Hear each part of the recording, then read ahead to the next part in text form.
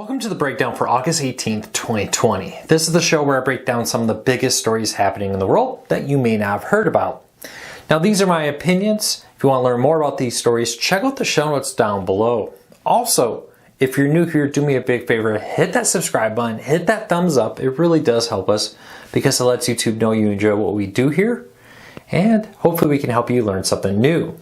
If you like stories like this and you want even more of them, check me out on YouTube. I'll put a link to my Twitter account there where you can learn more about stories I talk about and some stories that never make it into the show that I share over on Twitter. All right, let's get into it because a lot's been happening in the world and we need to really break some of this down. Starting off with Amazon has more antitrust issues. Now, the United States and the EU have been investigating Amazon on antitrust concerns related to how they run their businesses and how they compete with other companies out there. Now, Canada is joining it. Last Friday, they announced that they are launching an investigation in particular into how Amazon deals with third-party sellers. These are the sellers who sell on Amazon.com or Amazon's Canadian or EU version, but are not actually Amazon companies. A lot of people do this from small mom and pop shops all the way out to mega corporations who list their items on Amazon and give Amazon a small cut of the sales. Now, there's been a lot of questions about how Amazon runs that program and more, and how if, in this case, if they're harming Canadian companies over there that operate in Canada by their policies. It'll be interesting to see how this plays out with 3 separate investigations going on. Very possible that we'll get different results depending on how the investigation goes out. There are very different rules and different standards in each of these territories between Canada, United States, and the European Union. So it'll be interesting to see how that plays out. But this is something to really watch for. Amazon's becoming quite powerful, and it seems like governments are taking notice. I'm very interested to see how they're going to react to this going forward and how that's going to play out. But let me know what you think. Do you think Amazon is or is not facing justified investigations here? All right, in kind of a weird turn of events here, let's change stories. During the whole pandemic that's currently happening, we have seen some interesting changes. Number one, premature births in several countries are down dramatically. And we're not talking about just at a few hospitals. We're not talking about maybe one outlier country. There are several countries that saw significant drops in premature births during the pandemic. And this has launched an investigation, according to the New York Times, into why is that happening. Is there something that has happened that has made premature births less likely, not just in 1 or 2 countries, but in several countries? This is a very interesting thing, and often this is how some of our biggest advances in medical research happen, sometimes just by observation. Hey, you know, the whole world has changed this year with everybody staying home and this and that happening. Why is it that we're suddenly seeing a strong drop in premature births? Is there something we can learn from that to transition into just regular medicine? Is there something that maybe women are doing more now? Maybe they're getting more rest. Maybe they're not standing up as much. Is some of the theories I saw batted around on Twitter that I'm not sure I fully agree with, but I thought were interesting. But there's now a massive research group happening across multiple countries to look into that. So it'll be interesting to see. Anything that can help eliminate premature births is a great thing in my book. So it'll be interesting to see if they can figure that out. All right. Continuing on the pandemic, Walmart has announced they're going to start easing some of their rules related to the pandemic, which includes allowing stores to start staying open later. Currently, many stores close at 8:30 p.m. at their local time, wherever that store may be. Walmart's going to start at 4,000 of its 4,700 stores, allowing them to stay open until 10. Now, I think this is great because I can't tell you how many times I've been running to Walmart to try to get a couple things real quick before they close. So I love the idea that they're going to stay open a little later. No plans at this time for them to open earlier than the 7 a.m. time at most of their stores. We'll see how that plays out, but we're definitely seeing stores try to get back to more normal as they try to meet the demand. When the pandemic first started, very few people were wanting to be out that late. Now people are getting more back into regular routines and they want their stores to do the same. Should be interesting to see how that plays out.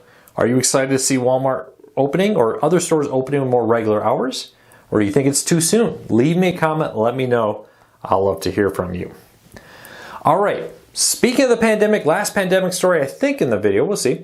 But the FDA has approved a new test for the virus to see if they can detect it just by saliva. Currently, and I've had this done to our family here, to test it, it's very uncomfortable for the most common test where they have to go up through your nose pretty far in a pretty painful way. Now the NBA has partnered with Yale and some more to come out and test a saliva-based test so they can take a swab into your mouth, test that, much more comfortable way to get the sample for the testing there. So they're hoping with this improved test, A, it's easier, B, maybe more people will be willing to do it, because I know people who have heard horror stories about how uncomfortable the current testing is, that they're hoping that maybe a saliva version would make people more likely to go get tested. So let me know, would you be more likely to get tested if it was a painless oral swab versus a painful nasal swab? Let me comment, let me know. All right, AMC Theaters, the movie theater chain, is going to finally get back in with the United States later this month, opening some locations. They've released a long video detailing what they're going to do to keep you safe. Now, some of it is what you would expect. They're going to limit the seats. You're going to have to reserve your seat, and there's going to be social distancing in the theater. There is also going to be the plastic that I think is probably something here to stay. The dividers are like the concessions and the checkout and more, where they're going to put separation there. Now, it's very interesting. I kind of think that's something that we're going to see hang around for a long time. But I'd love to know, do you think it is too soon to be reopening some of these places like movie theaters, or do you think it should have happened a long time ago? AMC's reopened theaters in different parts of the world and already has had great response to it. Other people are worried that this is too soon. Let me know where you fall on that topic. All right, Google Maps has been long known for taking photos of the different homes. A lot of people have not been a big fan of that. But one husband on the Street View is not upset about his home, but he did discover his wife was having an affair. After browsing around his town's Google Street View, he discovered his wife with another man in a rather compromising position on Google Maps, and that has led to a divorce. So, as a sign of you never know when you're being watched, one more sign here, Google Maps has helped lead to one divorce due to catching an adultery with it. So I thought that was very interesting. Leave me a comment, let me know if you ever have an interesting story like that where Google Maps or some other thing led to a discovery, good or bad. All right, a New Zealand boy has finally figured out what was clogging up his nose so long. A Lego piece falls out of a New Zealand boy's nose after being stuck up there for 2 years. His parents thought that the piece was long gone, but it turns out for 2 years he had a Lego piece stuck in his nose. If you ever had a kid that puts things in their nose, you probably are saying, yep, I fully believe that. Let me know. It's kind of one of those stories sometimes you see and you're like, is this real or not? I'd love to hear what you think on that. And lastly, if you need a job, there's actually a growing trend of companies struggling to find workers right now willing to work. Domino's is trying to hire 20,000 workers, and we've even seen in my area sign-up bonuses start to appear, not through Domino's, but through other companies, as much as $600 if you sign up and agree to go work there.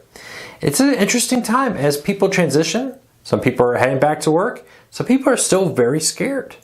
So leave me a comment. Let me know if it surprises you. I heard Marathon, somebody mentioned, was also hiring a lot of people out there. But let me know, in your area, are you seeing a lot of help wanted signs? I have here in Michigan seen a huge spike in help wanted signs as companies struggle to restaff up. Local car washes are one I saw that they're getting back to doing like towel service on the outside of the car. Well, now the people who used to do that have either found other jobs or aren't interested, so they're trying to rehire people. Factory jobs, as they try to keep up with demand in this area, some people have seen a struggle to get workers back, and others are seeing an increase in demand, which requires them to get more employees. So it's very interesting to see. I'd love to hear what you see in your area. Now, a quick personal note here. One little favor, just keep in mind a lot of people are very stressed right now. So one thing I'm going to try to do to help with that is, I know the big conventions are happening in the political world here in the United States, but we're going to maintain a politic-free zone as best as possible for the next couple weeks as we go through convention season. I love politics, but I do get a lot of people are very stressed about it, and I think we're going to hang out in a politic-free zone both on my Twitter account and here on YouTube for the next couple of weeks to kind of help out with that. So if you're looking for some news that isn't a bunch of politics, isn't left versus right, we're going to try to do that here for the next little bit. But remember, a lot of people are very stressed. So if you get somebody who seems a little rational, a little tense, give people a little bit more personal space here, not just on YouTube, but in general life. And understand, a lot of people are legitimately stressed and legitimately scared. So keep that in mind as you talk with people on YouTube, social media, at the store, wherever it may be. Just keep that in mind. Now, I appreciate everybody's support. We're back to our regular Tuesday and Thursday schedule. I may be increasing that in the future, but for now we're going to go Tuesdays and Thursdays for these breakdown videos. I appreciate your support. I hope everybody's having a fantastic week. Thank you so much for being here. We've seen a huge jump in new subscribers and views. I really appreciate your support. We'll be back here on Thursday for more videos.